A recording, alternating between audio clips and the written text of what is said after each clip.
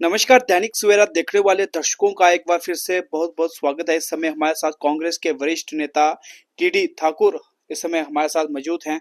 बात करें रामनगर से इन्होंने चुनाव भी लड़ा था और आज भी ये बात करें 1980-90 के दशक में सुर्खियों में थे। और खास तौर पर इनकी बात क्या है, मैं आपको बता दूं कि ये एक नेशनल प्लेयर भी रहे हैं। कबड्डी की बात करें, चाहे कुश्ती की बात करें, जम्मू कश्मीर और भारत का नाम जो है इन्होंने रोशन किया है। एक मल्टी टैलेंटेड, जी हाँ, कांग्रेस के वरिष्ठ नेता हैं। सर, सबसे पहले आपका स्वागत है हमारे चैनल में। जिस तरह से आज युवा जो देख रहे हैं कि गलत नशे की ओर जा रहा है, सुसाइड हो रहे हैं, पेशेंस नहीं है, इसको लेकर आप क्या कहोगे? देखिए, ये जो नशे की लत लग रही है ना नौजवानों को खासकर, जी सर। वैसे तो नशा करना नहीं चाहिए, इवन अडल्ट को भी। और खासकर पेरेंट्स, अगर जिस घर में कुछ नहीं नशा होता होगा तो उस घर में 50% तो फर्क रहता ही है। परंतु मैं नौजवानों को ये विनती करूंगा कि भाई, आपके ऊपर तो देश की बागडोर है। बिल्कुल। जी, आप मत सोचिए कि रामनगर से कोई कुछ बन नहीं सकता, या उधमपुर से या जम्मू कश्मीर से नहीं कोई बन सकता। आप ही लोग बनोगे। आप लोग जो हालत करोगे, मैं सबको नहीं बोल रहा हूं, जो जो लोग करते हैं, अगर ऐसा करोगे, हमारा और आपका भविष्य क्या होगा, हमारे इलाके का क्या भविष्य होगा। ये मैं पुरजोर आपसे अपील करूंगा कि नशे की लत छोड़िए, और जो भी लीगली कोई काम है कानूनन तौर वही करना है, ताकि हम तरक्की की तरफ जाएं।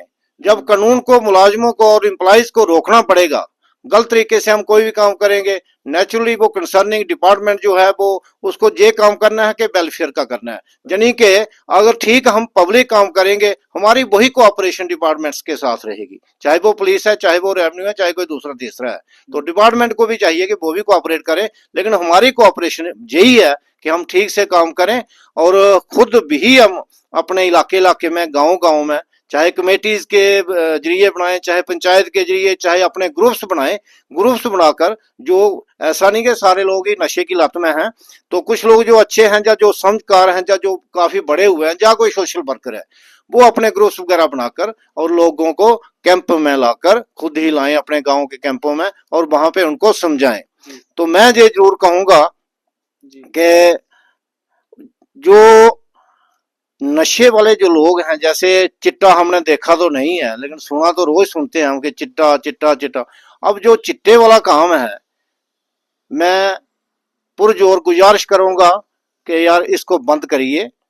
इसमें जिसका भी कोई योगदान है बंद करवाने का, वो बंद करवाए। और जो लोग इन्वॉल्व हैं, मैं उनसे भी गुजारिश करूंगा, ठीक है, गलती इंसान से होती है, अब बंद करिए और अपने लोगों को, अपने शहर को, अपने गांव को संभालिए। ये मैं उस पर उन सबको गुजारिश करूंगा। सर, जिस तरह से बात कर देखे, एक्सीडेंट हो रहे हैं और जो कुछ पेरेंट्स जो है अपने बच्चों को जो है, यानी कि माइनर बच्चों को गाड़ियां देते हैं, उनके लिए खासतौर पे क्या मैसेज है आपका?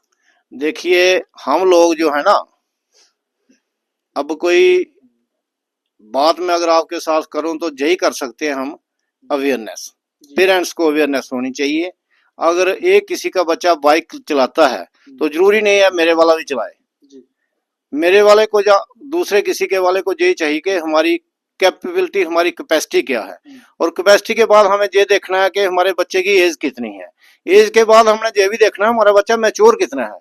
ये नहीं है कि बाइक चला रहा है और देख कहाँ रहा है, बाइक चला रहा है और लाइसेंस नहीं है, बाइक चला रहा है और हेलमेट नहीं है।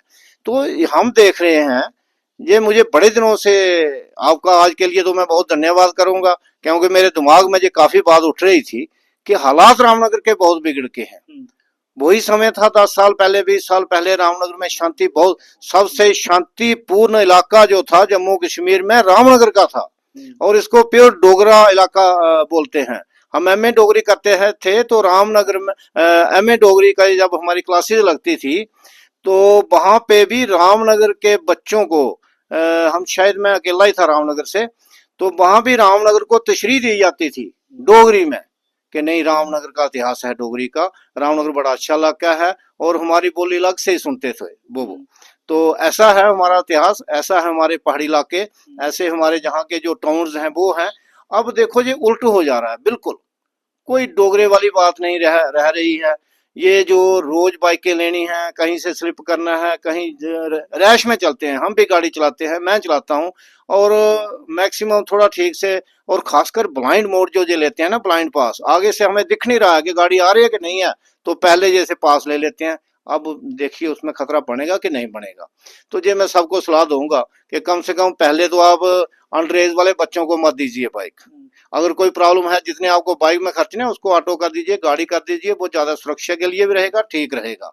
और अपने बच्चों को ये भी सलाह देनी है, मैं इधर आरसीपी की तरफ था 1 महीना पहले, उधर कुछ काम था हमारा, तो छोटे बच्चे कोई ट्यूशन पढ़ के शाम को जाते थे, वो मुझे हाथ दे दिया उन्होंने एक दिन हाथ दिया, तो जब बैठ गए मेरे साथ, मैंने बैठा लिए, फिर मैंने उनको बोला कि कभी भी कोई मतलब ना जानने वाला आदमी आए, कोई अनजान आदमी आए जिसको आप पहचानते नहीं है, उसकी गाड़ी में आप बैठे, आपको कोई दवाई थोड़ी सी आपके ऊपर रखेगा, कोई एक कपड़ा, तो उसके बाद ले जाएगा कहीं भी, आप अपने घर वालों को बताओ कि ऐसे आपको इजाजत मत दें, और आज से आगे दूसरी किसी गाड़ी पर नहीं बैठना, सिर्फ इतनी गाड़ी। मैंने उनको बुलाया, जहां डिस्टर्ब एरिया है हमारा, कहीं ले जाएंगे तो किडनैप हो जाएंगे आप, ऐसा मैंने उनको मजाक समझो चाहे सच में कहा, मेरे मन में वो बात थी। अब 4-5 दिन के बाद मैं जाता हूँ तो फिर वो बच्चे मिलते हैं, फिर मुझे हाथ दिया, फिर मैंने बैठाए, मैंने बोला आपके घर वालों ने क्या बोला था? उन्होंने बोला जी जिसने आपको रोका था उसकी गाड़ी पर बैठ जाना, बाकी की गाड़ियों पर मत बैठना। मतलब उनको ये लगा कोई अपना ही आदमी था। फिर वो मुझे एक दो उसमें पहचान भी गए, उनके घर वाले पेरेंट्स के, वो फलाने मास्टर जी थे। तो मेरे कहने का मतलब ये भी एक अवेयरनेस है, इसमें बहुत अवेयरनेस का काम है, हर डिपार्टमेंट में अवेयरनेस का काम है, बिजली में अवेयरनेस का काम है, एग्रीकल्चर में अवेयरनेस का काम है, ये डिपार्टमेंट्स का काम है, और ये पेरेंट्स की भी जिम्मेवारी बनती है कि अंडर एज लड़कों को गाड़ियां देनी है, और फिर वो बड़े शौक से चलाते हैं। अंडर एज जो बच्चे हैं उनकी सूझबूझ इतनी कम नहीं होती है, चाहे वो कितना भी इंटेलिजेंट होगा, लेकिन उसका लाइफ का एक अनुभव कम होता है, वो लो स्तर पे होता है, उसको बहुत अच्छा आता है, बहुत अच्छी पढ़ाई करता है, मार्क्स बड़े अच्छे अटेन करता है, लेकिन जो उसकी मैच्योरिटी है वो नहीं है।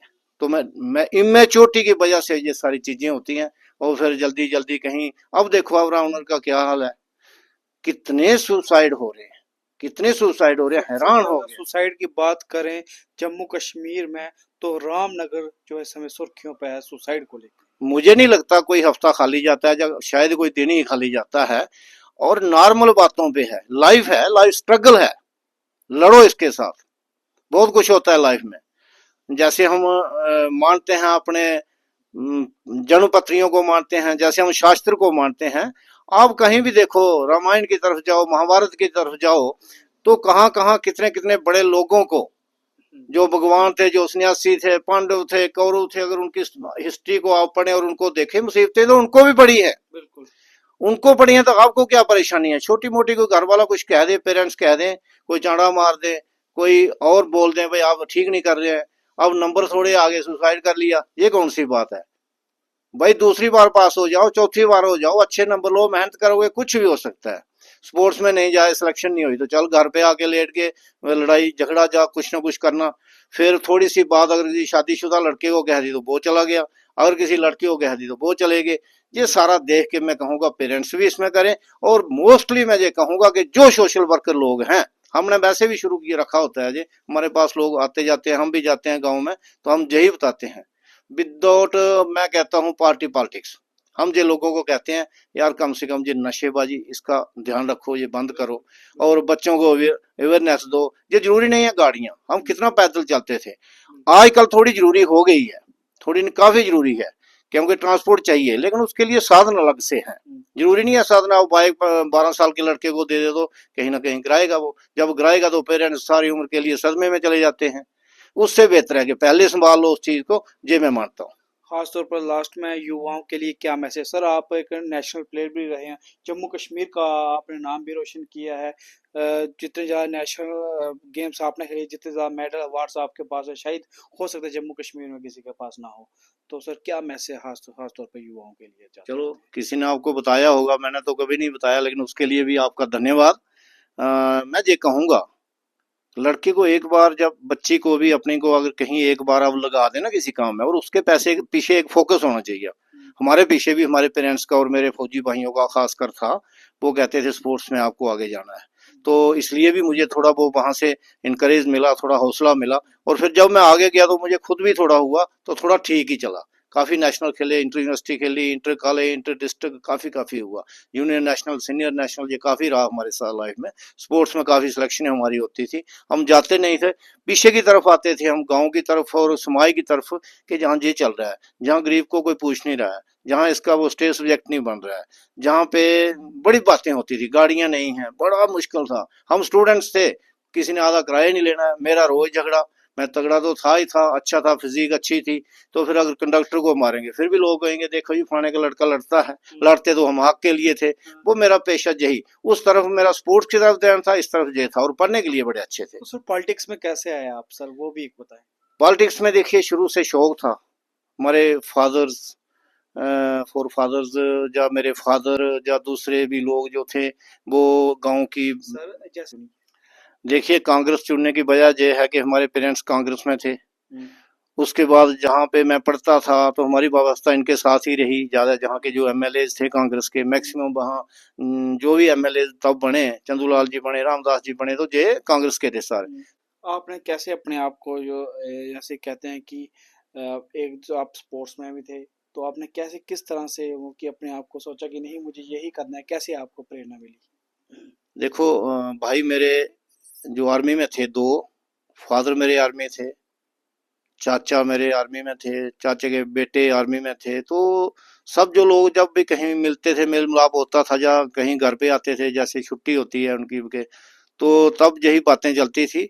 तो मुझे कहते थे तू बड़ा एक्टिव है, तो कहीं स्पोर्ट्स में यार ठीक रहेगा तेरा। तो मुझे करते करते फिर देखने भी लग पड़ा, मैं कहीं दूर दूर चल जाना है, घर वालों से चोरी भी चले जाना है, तो थोड़ा सीखा, और फिर थोड़ा एक्सरसाइज हैवी करना शुरू की, और दौड़, अच्छा मतलब पूरी फिटनेस की अपनी। और फिर हमें डाइट की थोड़ी प्रॉब्लम आती थी, हालांकि घर से हमें भी अच्छी डाइट मिलती थी, फिर भी कुछ एक्स्ट्रा डाइट्स होती है जो घर पे नहीं होती है, तो वो थोड़ी पैदा करने में दिक्कत होती थी। लेकिन मैं ये जरूर कहूंगा, where there is a will there is a way, जहां चाहा वहां रहा, रास्ता बन जाता है, हिम्मत आप में होनी चाहिए। तो struggle is the value of life. ठीक है, जहां आदमी इंसान पहुंचना चाहता है पर नहीं पहुंचता है, परंतु फिर भी मेरी ये थी कि पढ़ाई भी करूं और स्पोर्ट्स में भी रहूं, दोनों काम हो गए। उसके बाद मेरा था सोशल वर्क में, देखता था वो जमाना 80 का 90 का दशक, बहुत पसमानदा इलाका था हमारा, बहुत बैकवर्डनेस थी रामनगर में। काफी सारे हमारे गांव में बात करूं, खासकर जहां भी कुछ नहीं था, रामनगर में भी क्या था।